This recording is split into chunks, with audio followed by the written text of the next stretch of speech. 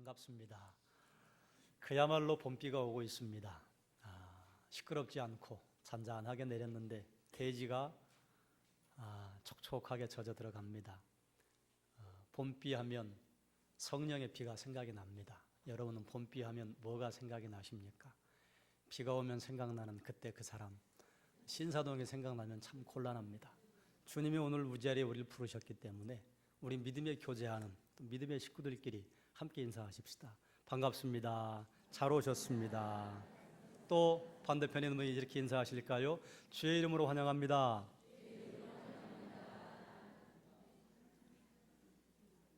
잘 오셨습니다.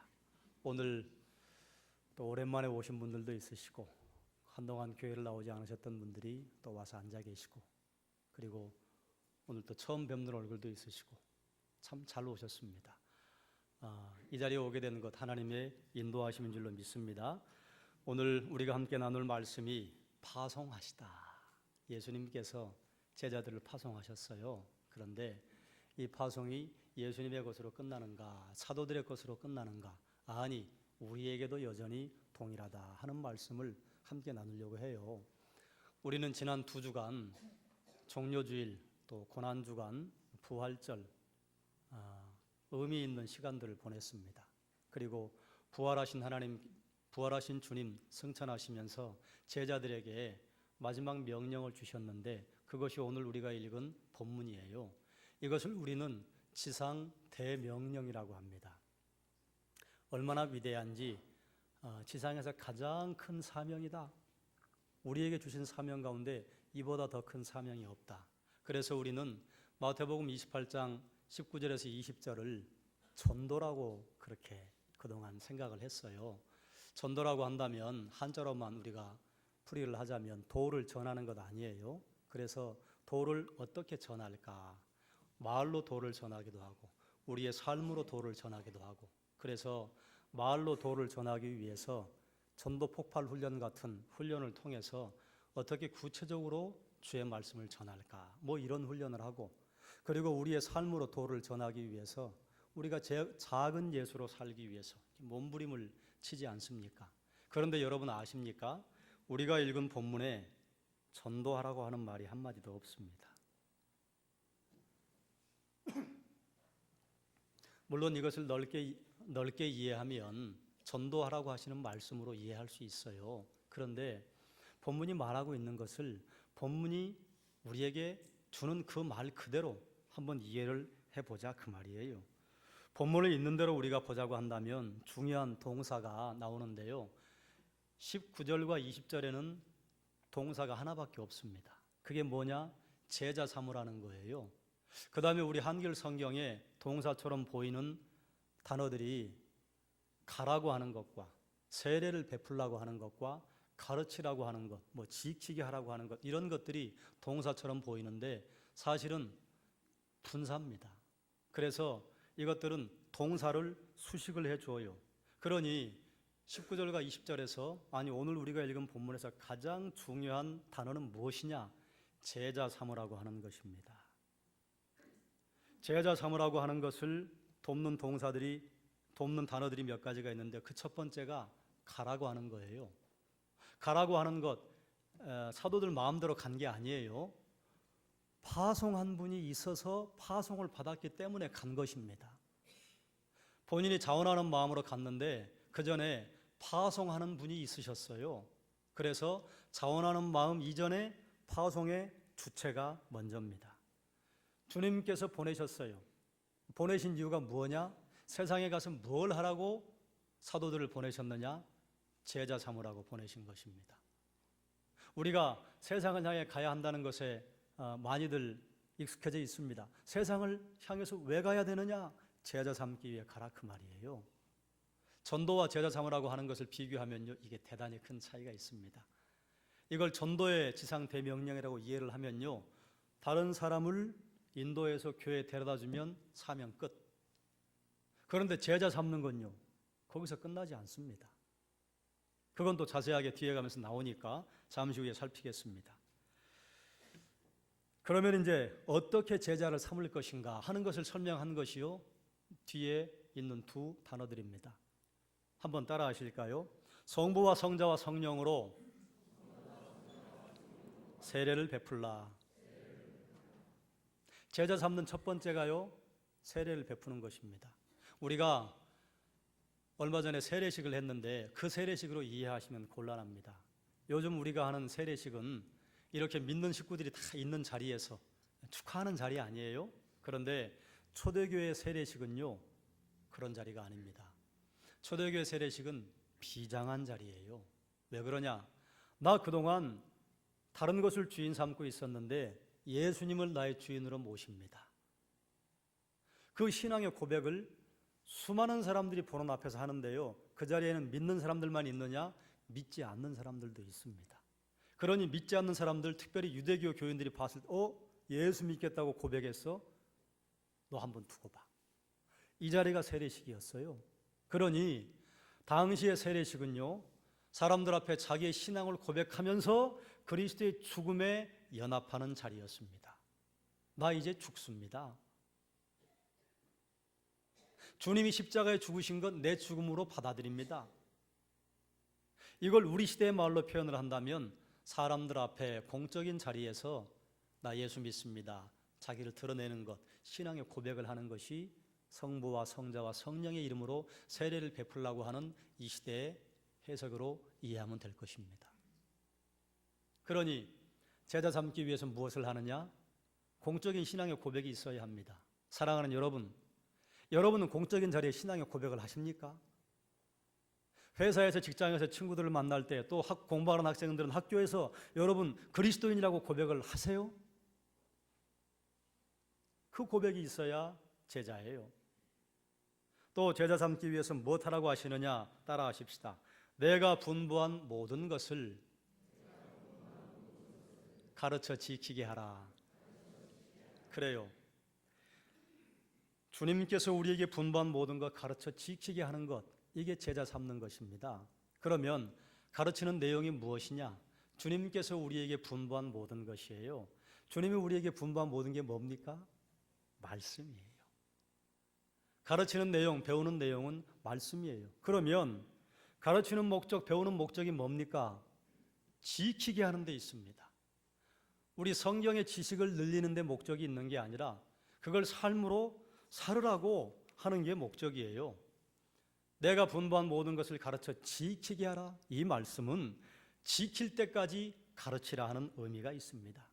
그러니 설교를 많이 듣고 성경을 많이 배워도 그 말씀 지키지 않고 그 말씀을 순종하지 않는다면 설교를 듣지 않는 것과 같으며 말씀을 배우지 않는 것과 같습니다.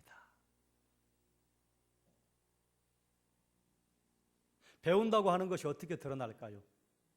성경 구절을 많이 암송하면 많이 배운다고 하는 것이 드러나는 것입니까? 성경 공부를 많이 해서 창세기부터 계시록까지 꿰고 있으면 그것이 성경을 많이 배운 것입니까? 아니에요.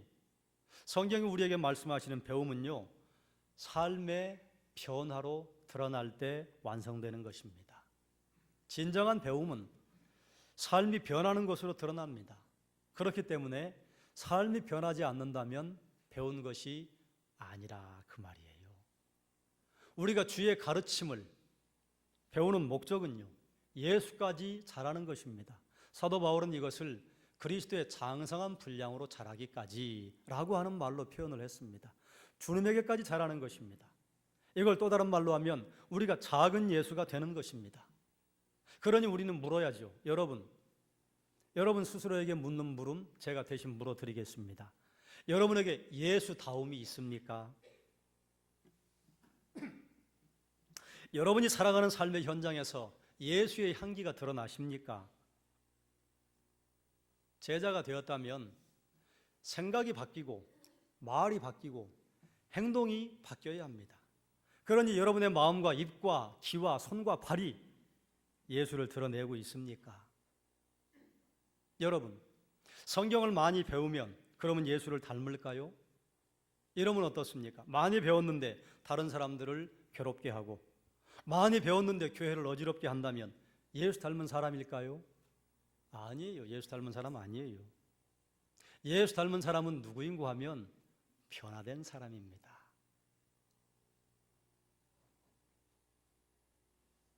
말이 바뀌고 행동이 바뀐 사람, 예수 닮은 사람이라 할 수 있고 작은 예수라고 할 수가 있습니다. 예수를 닮은 사람의 큰 특징 가운데 하나는요, 낮아지는 것입니다. 겸손해져요. 왜 그럴까요? 여러분 저를 보십시오. 우리가 이 땅에서 예수님을 닮을 수 있을까요? 없을까요? 없습니다. 불가능합니다. 어떻게 우리가 예수님을 다 닮아갈 수 있다는 말이에요? 예수님을 닮았다고 생각하는 순간 넘어져 버립니다. 예수님을 닮았다고 생각하는 순간 예수님 닮지 않은 내 안에 쓴 뿌리들이 밖으로 튀어나옵니다. 그래서 우리는 늘 이렇게 기도할 수밖에 없어요. 오늘 대표 기도하신 장로님 기도하신 것처럼 우리가 예수님 닮아 살려고 노력했는데 실패하고 말았습니다. 늘 그 기도밖에 할 수 없습니다. 주님 닮으려고 했는데 주님 실패했습니다. 그러면 이렇게 불가능한 목표를 우리에게 던져주고 왜 그리스도의 장성한 분량까지 자라가라고 하는가? 왜 예수를 닮으라고 하는가? 주님 닮는 거 불가능합니다. 그런데요, 한 가지 확실한 것이 있으니 무엇인가 하면 불가능하지만 주님을 닮으려고 몸부림치다 보면요, 예수 비슷해집니다. 예수의 향기가 드러납니다. 주님을 닮아가겠다고 큰 목표를 세운 사람과 어떤 사람을 한 명 모델로 세워서 나 저분 닮아가야지 하는 사람과는 성취가 차이가 날 수밖에 없죠. 목적지가 달라요. 도달하는 지점이 다릅니다. 여러분이 잘 아시는 자동차 왕 헨리 포드, 가난한 농부의 아들로 태어났다고 하는 거 다 아시죠? 16살에 회사에 취직을 했습니다. 그런데 그 회사가 발명왕 토마스 에디슨이 오너로 있는 곳이에요. 열심히 일해서 사람들에게 인정받고 그리고 시간이 좀 지난 다음에 그 회사의 소유주인 에디슨과 함께 이야기할 수 있는 자리까지 가게 되었습니다. 그때 헨리 포드가 물었습니다. 사장님, 가솔린을 가지고 힘을 낼 수 있습니까? 그러자 에디슨이 가능하지. 그런데 그 당시에 가솔린을 태워서 움직이는 이 동력을 만들어낸다고 하는 생각을 사람들이 구체적으로 하지 못할 때입니다. 그런데 발명왕이 대답을 했단 말이에요. 가능하지.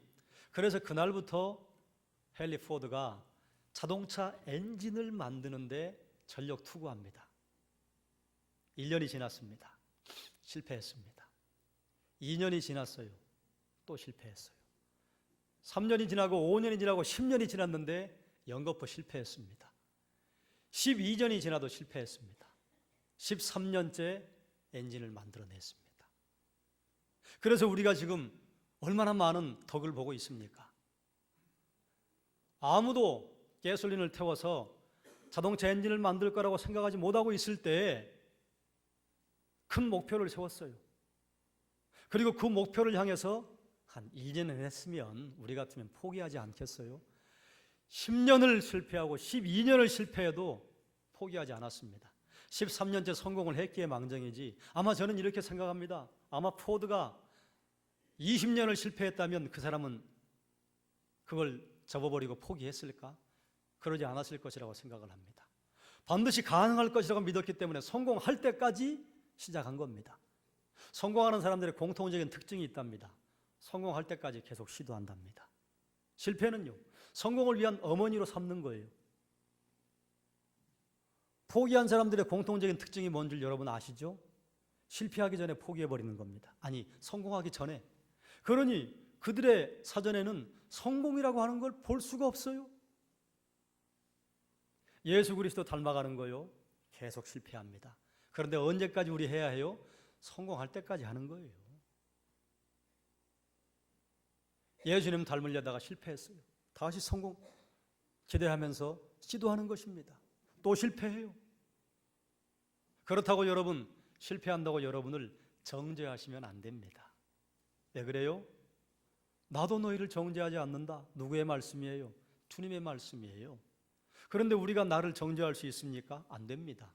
하물며 나를 넘어서서 다른 사람을 우리가 정죄할 수 있습니까? 안 됩니다. 그건 우리에게 주신 권리가 아니에요. 판단하고 심판하고 정죄하는 그런 권세는 누구만 있으신가? 하나님에게만 있습니다. 우리는 그저 기도해 주는 권세밖에는 없어요.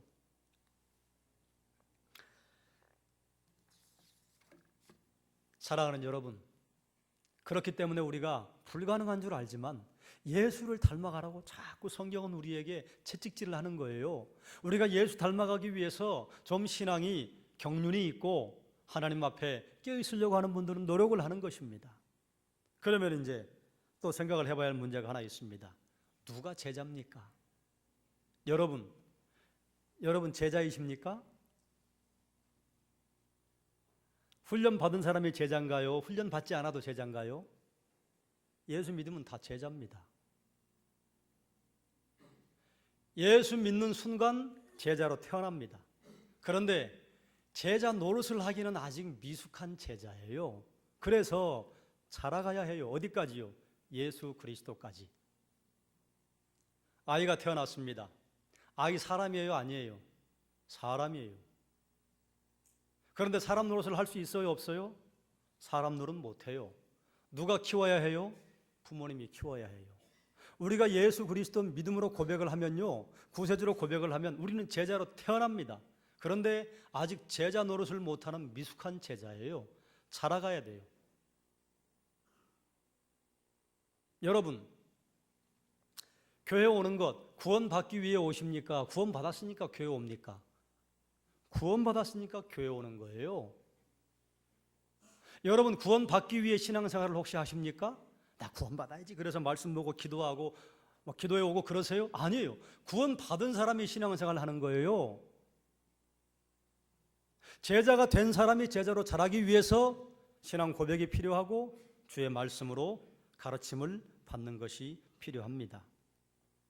우리가 구원받았기 때문에 모여서 신앙생활을 하는 거예요. 혹시 여러분 가운데 내 구원 안 받은 것 같아 이렇게 혹시 걱정하는 분들이 있습니까? 여기 계신 분들은 다 구원받은 분들이에요. 그러나 만약에 나 아직 예수님을 내 구주로 모시지 않았습니다. 그러면 아직 구원과는 멉니다. 그런데 그 고백을 했다면요, 구원받은 겁니다. 교회의 본질을 개혁주의 신학자들은 거룩성과 통일성과 보편성 이 세 가지로 말을 합니다. 교회는 거룩해요. 교회는 그리스도 안에서 통일되어 있어요. 교회는 그리스도 안에서 보편적이에요. 이게 무슨 말이냐? 교회는 세상과 구별되어 있기 때문에 거룩합니다. 그럼 우리의 모든 행동이 거룩하다는 것이냐? 아니, 우리의 신분이 거룩하다 그 말이에요. 신분은 거룩한데 행동은요, 여전히 거룩하지 않은 열매들이 맺혀져요. 그럼에도 불구하고 거룩해요. 교회는 통일성을 갖습니다. 과거에 있었던 교회나 현재 이 지상에 있는 교회나 미래에 올 교회들이요, 예수 그리스도를 머리로 하는 통일된 몸을 가지고 있어요. 그러니 예수 그리스도를 머리로 고백하지 않으면요, 그거 교회 아닙니다. 신천지 교회 아니에요.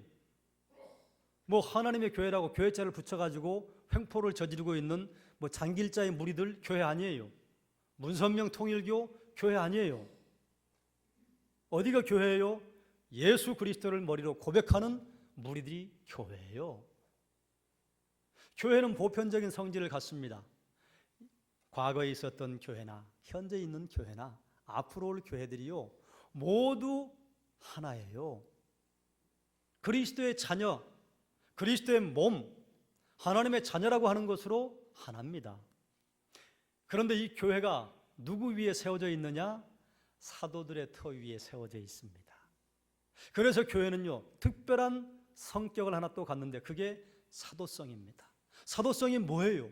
우리가 사도라는 말이에요. 사도라고 하는 말의 본래 의미가 보냄받은 자라고 하는 뜻입니다. 여러분, 보냄받은 자라 그 말이에요. 우리는 예수 그리스도로 말미암아 구원 얻었습니다. 구원 얻은 다음에요, 주님께서 우리를 세상을 향해 보내셨어요. 사도들을 보내시듯이 우리를 보내셨어요. 예수님께서 사도들을 세상으로 보내신 다음에 사도들은 이 제자 삼으라고 하는 명령을 수행하기 위해서 평생을 헌신합니다. 그리고 목숨까지도 내놓는 것을 아까워하지 않습니다. 그러면 이 명령이 사도들이 무덤으로 다 들어가면서 무덤으로 묻혀버린 명령인가요? 아니에요. 우리는 사도들의 터 위에 지어진 교회입니다. 그래서 우리는 사도들이 우리에게 선포해준 그들의 교훈과 그들의 사역을 이어받습니다. 사도들이 우리에게 선포한 교훈이 뭐예요? 신약 성경 아닙니까? 사도들이 기록한 게 신약 성경이에요. 하나님의 말씀이라 그 말이에요. 그 말씀 우리가 붙잡아요. 그리고 사도들이 했던 사역을 우리는 그대로 이어받습니다.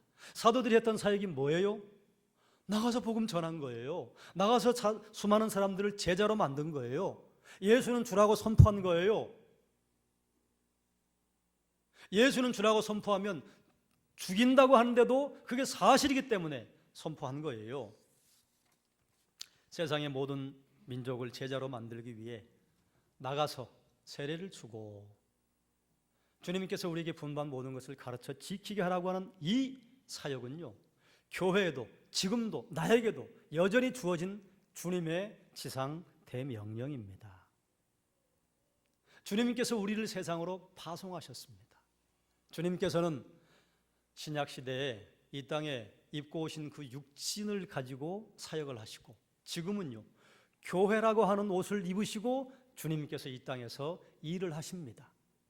그러니 누가 그리스도의 손과 발이에요? 우리가 그리스도의 손과 발입니다. 여러분이 그리스도의 손과 발이에요. 보십시오. 그래서 우리가 5월 25일 날 새생명 축제를 계획을 하고 우리 주변에 믿지 않는 분들 교회로 인도하십시다. 이건 우리 교회당 숫자를 채우자고 하는 게 아닙니다. 주님께서 우리에게 주신 지상 대명령이기 때문에 수행하는 거예요.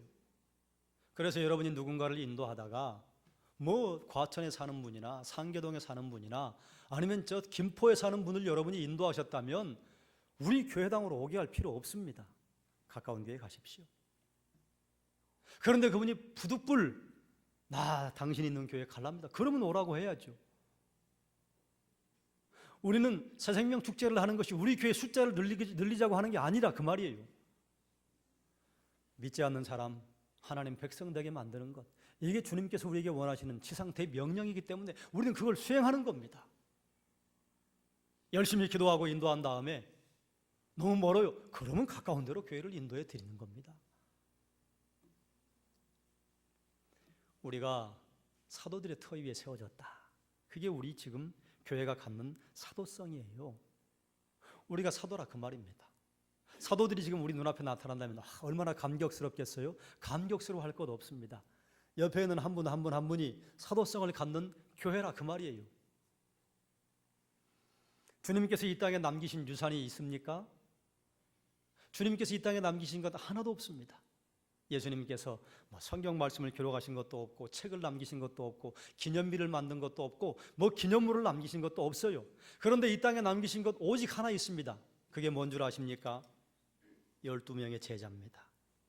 주님께서 3년 반 동안 이 땅에서 공성의 사역을 하시는 동안 12명의 제자를 키우는데 모든 열정을 다 바쳤습니다. 주님께서 이 땅에 남기신 유산 제자입니다. 주님이 이 땅에 남긴 사도들의 터 위에 교회를 세우셨습니다. 자, 그러면 이제 제가 중요한 말씀 여러분과 함께 좀 나누겠습니다. 이와 같이 주님께서는 우리를 주의 몸으로 삼으시고 파송하셨어요. 그럼 제자 삼는 첫 번째, 누구를 제자 삼아야 할까요? 따라합시다. 나의 자녀를 제자 삼아야 합니다. 제자 삼는다고 해서 먼 데를 볼 것 없습니다. 여러분의 자녀 어떻게 해요? 신앙을 고백할 수 있도록 공적인 자리에 가서도, 그리고 그 자녀들이 주의 말씀을 지킬 때까지 가르치는 것입니다. 여기 어르신들이 많이 있으신데 자녀들과 함께 시간을 보낼 수 있는 그 세월이 얼마 많지 않잖아요.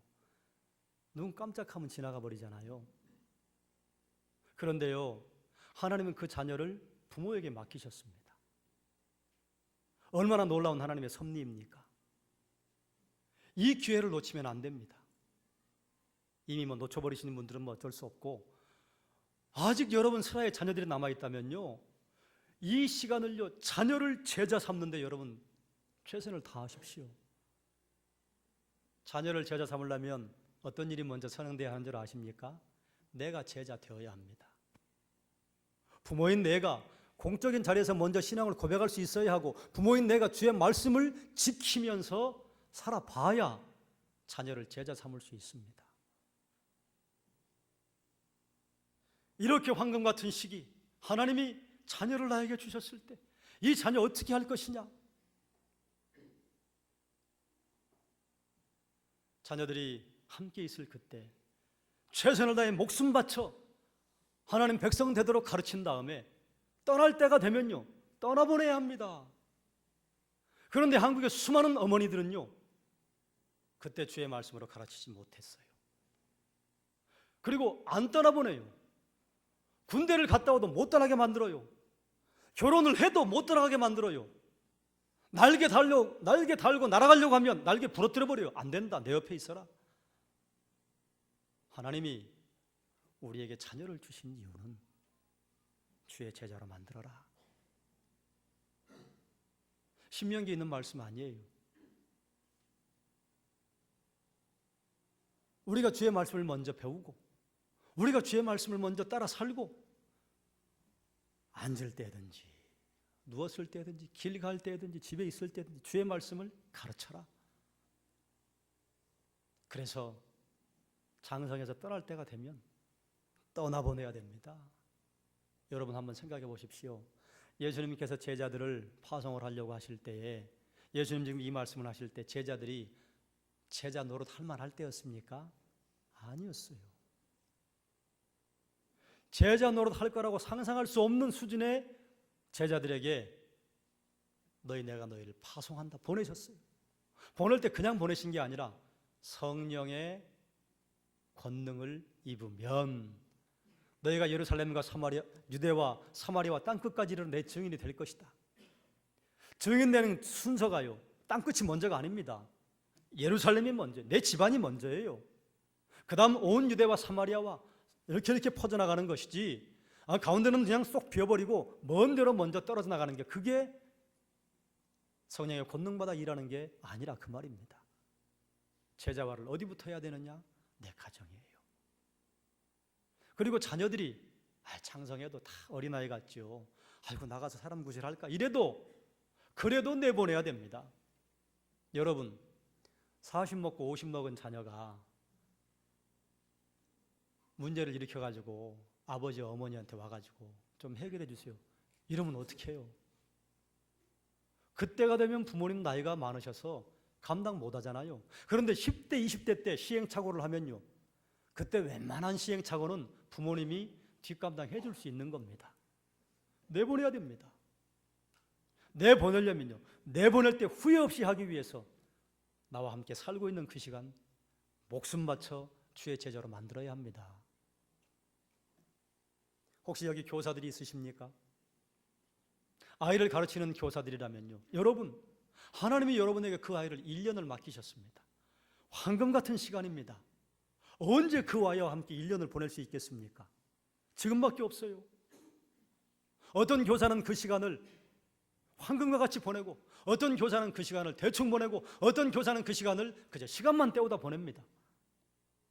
그 1년 하나님의 놀라운 제자로 만들어낼 수 있습니다. 교사로 여러분이 하나님께 부름받았다면요, 그 아이들을 내 친자식처럼 할 수는 없다 할지라도 내 친자식과 같은 그런 마음을 가지고 길러내야 합니다. 성령을 의지해서. 그 다음에 누구로 나가느냐?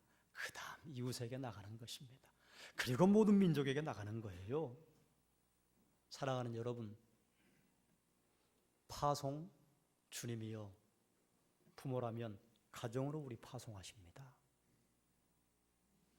그리고 그 다음에 집안의 울타리를 넘어서는 거예요. 이런 사역을 감당할 때 누구의 능력을 의지해야 되느냐? 성령의 능력입니다. 성령의 능력이 아니고서 어떻게 그 일을 감당할 수 있겠습니까? 성령의 능력이 아니고서 어떻게 우리가 예수처럼 살겠다고 몸부림칠 수 있겠어요? 살아본 사람이 내 자녀에게 이것이 제자의 길이니라 안내해 줄 수 있죠. 이렇게 살아봤더니 성공했다. 우리 예수님께서 제자들에게 보여준 것이 얘들아 모여라. 오늘은 일과다. 내일 이과 예습해와라. 자, 10과까지 끝냈으니까 우리 중간고사 보자. 이런 말씀하신 적 없습니다. 예수님이 함께 제자들과 동행하시면서 때로는 기적을 보여주시고 때로는 기도하는 모습을 보여주시고 때로는 예수님도 우셨단 말이에요. 이것과 가장 흡사한 현장이 어디입니까? 가정입니다. 가정에서 아버지가 어머니가 주의 말씀대로 이렇게 살아봤더니 성공했다. 그러면 그거 가르쳐 줄 수 있는 거 아니에요? 주의 말씀으로 이렇게 살아봤더니 이거 실패했다. 그러니 얘들아 이렇게 하면 이렇게 실패했다. 아버지의 실패담도 들려주고 어머니의 실패담도 들려주어서 그렇게 가지 않도록 안내해 줄 수 있는 것. 그러니 자녀를 제자 삼기 위해서 부모님에게는요 무거운 사명이 있습니다. 내가 제자로 먼저 살아야 합니다. 말씀을 정리하겠습니다. 부활하신 주님께서 우리에게 주신 지상 대명령이 뭐예요? 제자 삼으라는 것입니다. 세상을 향해 가는 것, 제자 삼기 위해 가는 것입니다. 세례를 주는 것, 제자 삼기 위해 세례를 주는 것입니다. 이것은 그저 물세례가 아니라 제가 말씀드렸어요. 공적인 자리에서 수많은 사람들이 그리스도에게 적대적인 그런 발언을 하는 자리에서도 나 그리스도인입니다 라고 말할 수 있도록 훈련시키는 게 세례를 베푸는 것이라. 그리고 가르쳐 지키게 하는 것, 이거 제자 삼는 것입니다. 왜 가르쳐요? 지키라고요. 언제까지 가르쳐야 돼요? 지킬 때까지 가르쳐야 돼요. 내 자녀를 제자 삼고 내게 맡겨진 어린 양들을 제자 삼고 그리고 이웃을 향해서 민족을 향해 나가는 것입니다. 이 일을 할 때 우리의 힘으로 할 수 있습니까? 불가능합니다. 성령의 능력으로. 여러분 누가 제자입니까? 여러분 다 제자예요. 제자로 태어났습니다. 그러나 제자로 자라가야 합니다. 이 사명은 그렇기 때문에 누구도 예외가 없는 사명입니다. 사랑하는 여러분, 우리가 5월 25일 날 새생명 축제하는 거 우리 교회 숫자 늘립시다. 절대로 아닙니다. 그거 안 해도 교회가 교회다운 바른 모습을 유지하고 있으면요 하나님이 사람들을 보내주십니다. 그러나 그렇게 앉아서 하나님이 주시는 떡만 받아먹는 건 그건 제자로 해야 할 일이 아니라, 그러므로 먼저 우리가 기도를 쌓고 그리고 주변의 사람에게 우리가 말로 한번 해보자 그 말이에요. 그래서 사도들이 평생을 헌신하며 했던 사역 우리도 감당하자. 주님의 지상 대명령이 제자 삼으라고 하는 것이기 때문에 하시자고 하는 것입니다. 여러분 새생명 축제요 멀리 보지 마십시오. 여러분 집안 울타리를 먼저 보십시오. 자녀 제자 삼는 게 가장 먼저입니다. 그 다음 울타리 넘어가는 겁니다. 기도하겠습니다.